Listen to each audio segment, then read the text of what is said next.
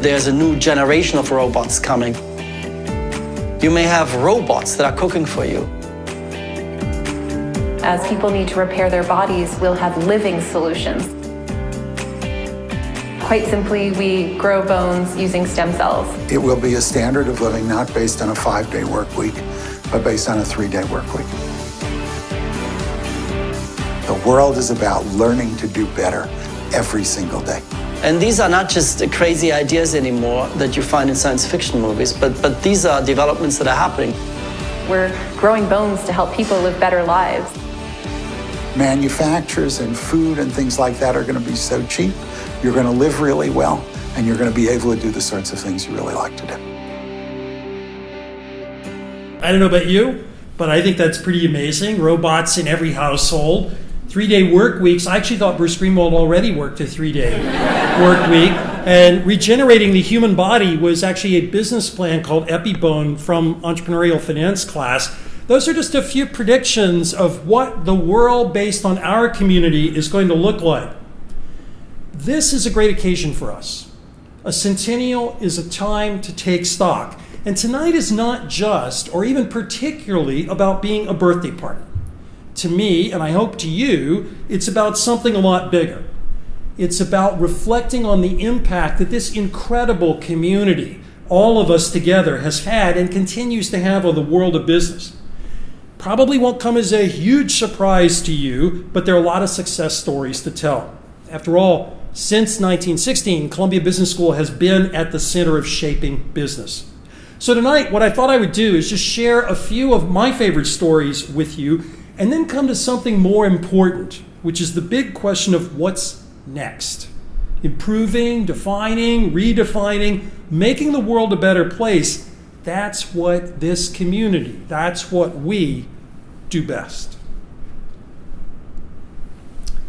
So from the very beginning, Columbia Business School was established to solve a basic problem: the need for knowledgeable and capable managers in a world where people were going to be in offices and not on farms. So the trustees of Columbia figured out, we got this, and with some supportive, influential business people around the world, established the business school in 1916. The school opened its doors with 61 students, including 8 women in the first class, and tuition was $24 a course. Then as now, an incredible bargain. And within a few years, that school took off, and our community went on not only to help define what it meant to have a business degree, but champion research, champion innovation, and change how businesses operate, how institutions create value, and how leaders promote social good. So let's talk about a few of those big ideas. In 1934, some years after the school's founding, the Depression was in full swing and markets were a mess. People really didn't want to buy stocks. So Congress passed the Securities Exchange Act aimed at getting rid of stock manipulation and trading on insider information. And that act required corporations to open their books substantively for the first time. That was the year Columbia Business School faculty member Benjamin Graham published Security Analysis with the help of faculty member David Dodd. That book explained how investors could use a company's financial reports to determine its true value, its true long-term prospects. Graham and Dodd's book, Security Analysis, became the go-to investment book of the time. But Graham's contributions didn't stop there. In 1949, he published a book called The Intelligent Investor that inspired a young man, a student at the time, Warren Buffett. Buffett called it the best book about investing ever written. Now, there have been dramatic changes in economics and finance over the past century, to be sure, but Graham's and Dodd's principles continue to reverberate through the investing world today and continue to define one of our enduring intellectual franchises, value investing. As the country recovered from that depression in years of war, business boomed. Stores were popping up everywhere, and in part this was due to new highways and modes of transportation, and so shelves could be filled up with a wider range of products than consumers had ever experienced before. So shoppers were faced with a new problem: choice. Coke or Pepsi, Tide or Whisk, Colgate or Crest. And this created a data-rich opportunity for a new field, marketing. In 1969, Professor John Howard and his protege, Jagdish Sheth, published a book called The Theory of Buyer Behavior, which offered a new model to explain how consumers actually approach purchasing.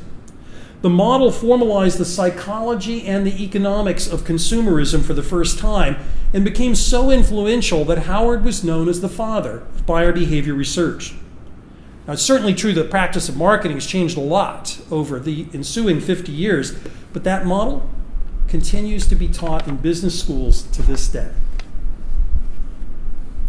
Now, when it comes to research actually having a real-world impact, here's another example. In the 1970s, the fire department in New York was grappling with a big challenge. When several fire companies are at work on a big fire, how do you make sure the sectors are not left vulnerable? So what's the best way to redeploy resources to make sure that doesn't happen? Answer, call Columbia Business School. Professor Peter Kolesar, one of my colleagues, designed a computer algorithm that optimized the relocation of fire teams in New York. And that algorithm was then linked to the city's dispatch system.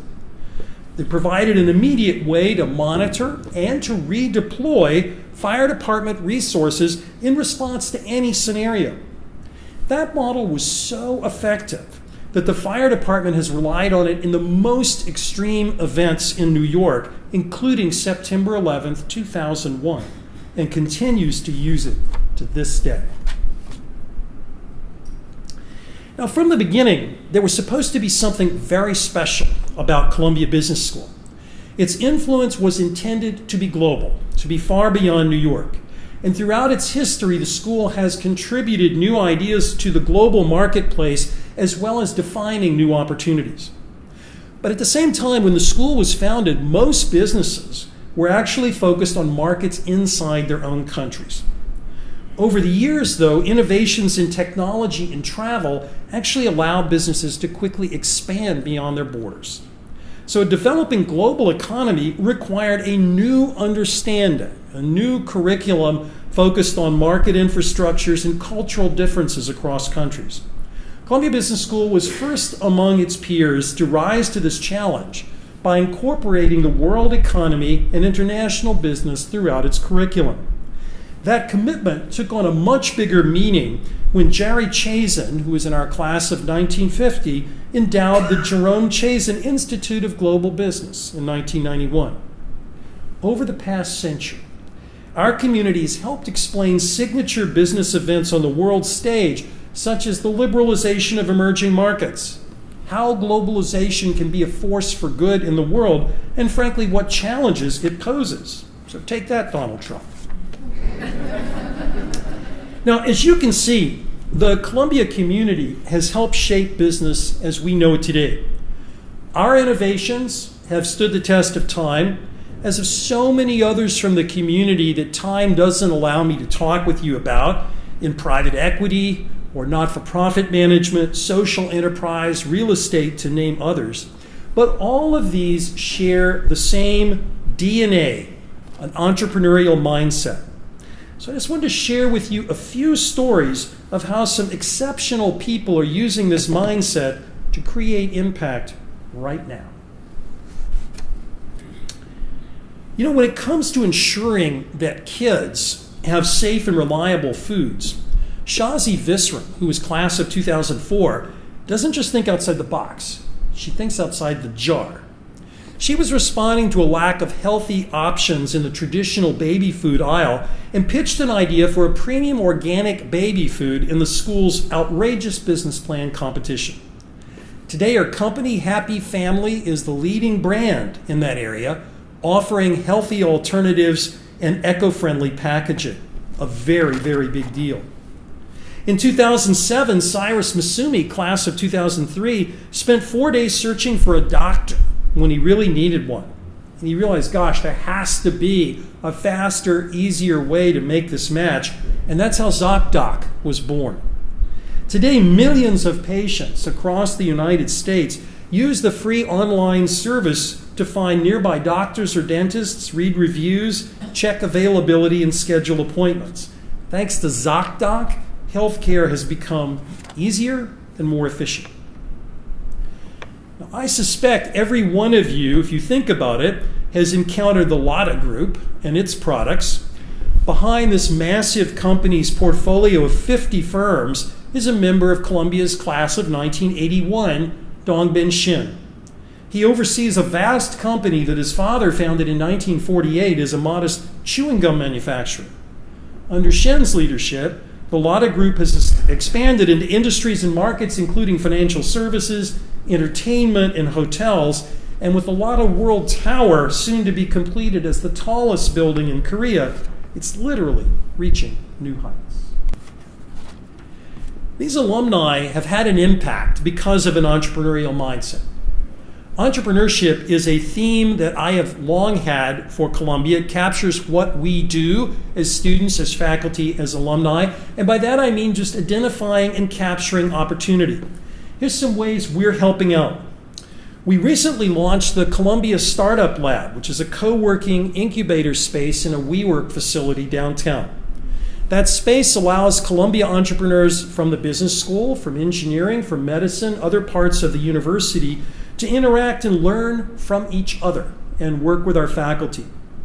We also help launch Innovation and Entrepreneurship at Columbia, IE at Columbia, a program that provides knowledge and mentorship to young scientists, engineers, data specialists, and business people who want to turn an interesting idea into a business. That program is managed right out of our Entrepreneurship Center. Nina Tandon, whom you met at the very beginning of the video, is a graduate of that program. Our entrepreneurs, our people who are disrupting the industries around them, are doing it across a range of businesses, from ZocDoc to Happy Family to Betterment to Metadata. All of those are some recent successful startups. But being an entrepreneur is not only about, or even particularly about, starting a business. It's about identifying and capturing opportunity. Now I want to share something radical with you. And I realize I look more like President Eisenhower than a radical, but I'm about to tell you something radical. It's a teachable skill. Here's how.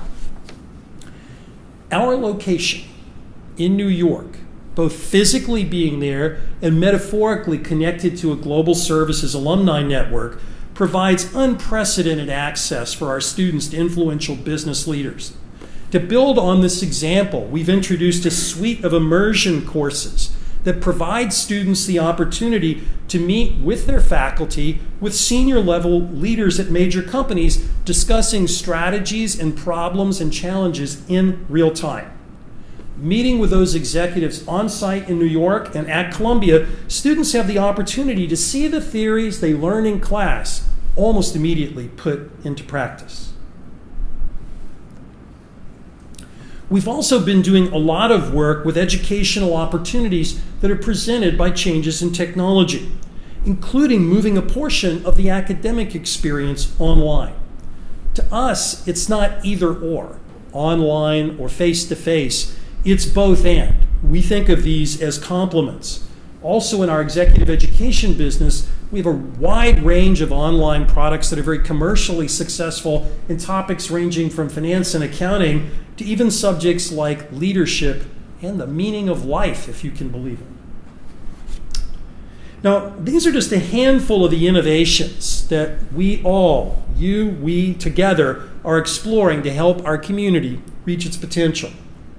So we're always looking to the future, and the birthday party tonight gives a chance to do that. How can we better impact not only business, but society and the world? So after 100 years of innovation and impact, I think it's important to ask a big question. What's next?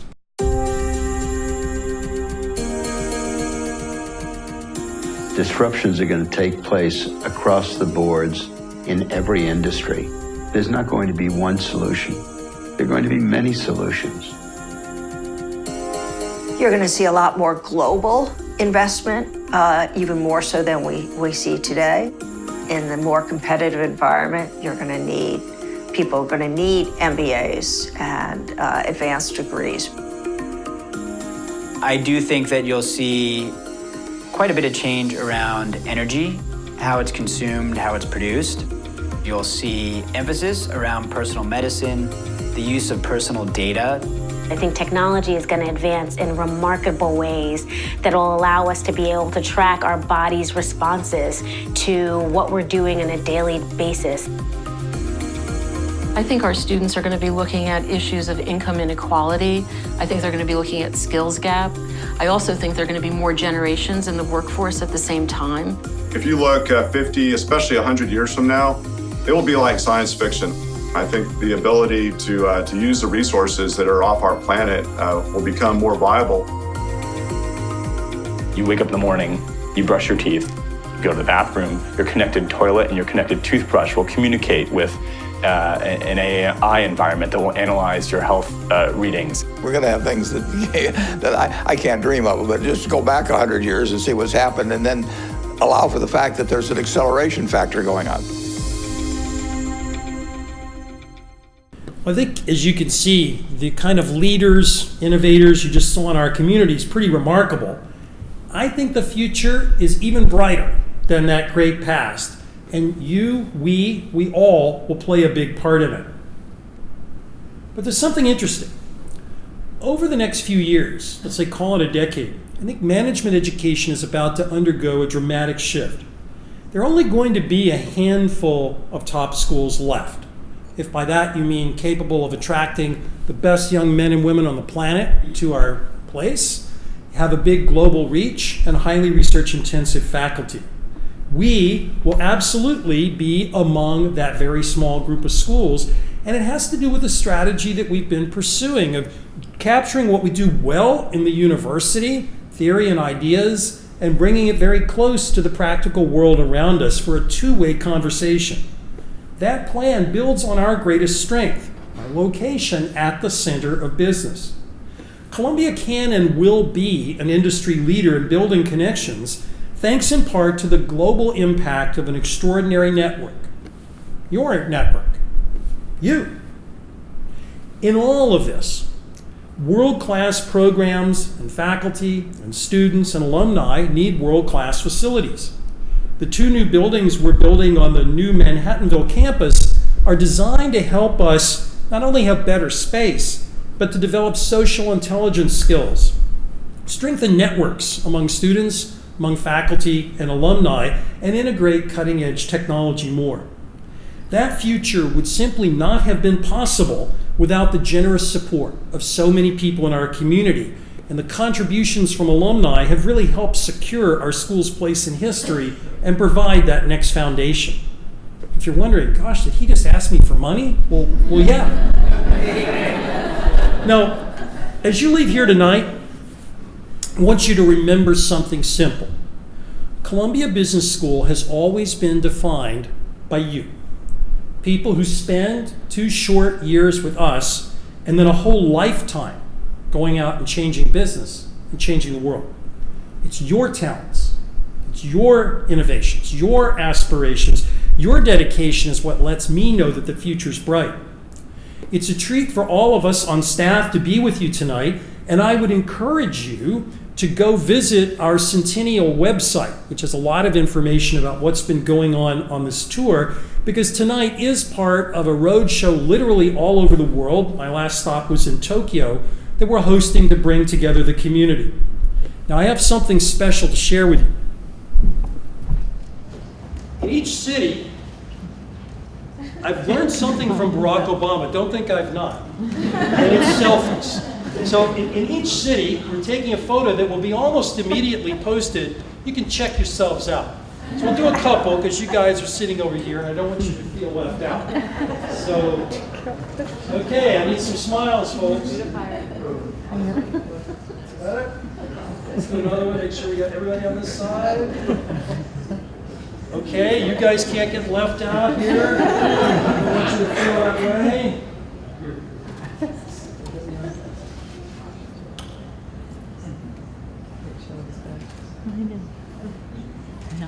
Done. All right. You're in there. Now, go look at the Centennial website. You'll see goofy such photos from every city you've heard of and then some. But what I want you to do, and I always end any talk I give with alumni, is to think about a call to action. I have asks of you. I want you to come back to campus, whether it's the current campus or the new one. I want you to think about being a guest speaker in that favorite class of yours. I want you to think about hiring somebody. I sell 1,000 every year. Help me out. I want you to think about hosting or speaking at a regional alumni event. If somebody says, I want to go to business school or executive education, you only need remember one word, Columbia, and you can say that. I want you to support the annual fund. When you write a check to something, you check on it. Our global participation is rising, and Boston is really helping us lead that way. Most of all, I want you to help us keep the conversation going about the school. But I'm going to stop talking. I want you to hear some reactions from other people in our community. It's been 100 years at the center of business. Since 1916, Columbia Business School has been changing the landscape of the business world. It started with the concept of connecting research and theory to the heart of industry practice, and the School of Business at Columbia University was born. Our founders would be in awe of where you've taken their dream. From value investing to behavioral economics, private equity to public policy, global sustainability to life-saving technology. The world has revolved around the innovations and impact Columbia Business School has made in every industry, in every corner of the globe. What started as a class of 61 is now a network of 42,000 plus. We've developed leaders who have influenced the world of business and the world as we know it. People who look beyond the obvious. People who implement change. People who use their talents to make the world better for everyone around the globe. In honor of our centennial, we are going to do what we've always done. We are going to look forward. We're going to redefine every industry yet again. We are going to reinvent learning with the help of our new Manhattanville campus, enabling an even greater exchange of ideas and collaboration across the university community. And we're going to make the next 100 years even better than the last.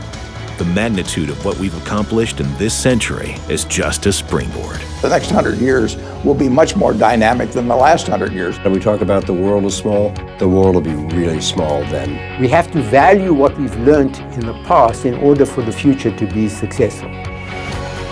The way in which things get paid for is going to change. Currencies will probably become universal.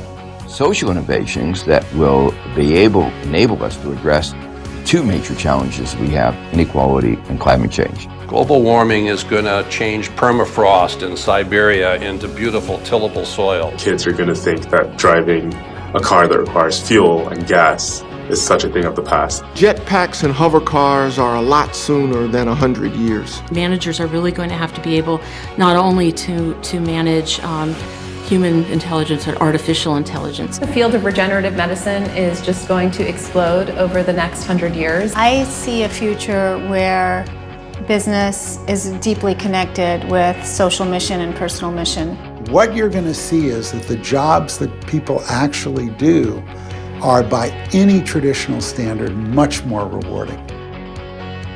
One of the biggest questions about the future is what impact technology is going to have on education. Blending technology and live time in an optimal way is where education in the business realm is going. More interdisciplinary work across the campus. And the move to Manhattanville is the opportunity to marry space with creativity. Which I think will just breed more collaboration and bring in even more preeminent business leaders to campus. Today, 100 years from now, your network is going to be the most powerful thing you bring with you. I think the business school can be instrumental in helping new leaders of the future cope with change and creative destruction. The next 100 years, I guarantee you Columbia students will be known as the best leaders to lead in a globalized world. The next 100 years will put Columbia Business School at the center of having solved big problems, ending global poverty, making the environment safe and sound, and making sure that prosperity comes to all. Those are within our grasp. They're management problems. Happy birthday, Columbia Business School. Happy birthday. Happy birthday, Columbia Business School. Happy birthday. Happy birthday. Happy birthday, Columbia Business School. 100周年おめでとうございます。Joyeux anniversaire. Okuacha Ipi, Columbia Business School. Happy birthday. Happy Centennial. Happy birthday, Columbia Business School. Happy Centennial Columbia Business School. The world can't wait to see what you do next.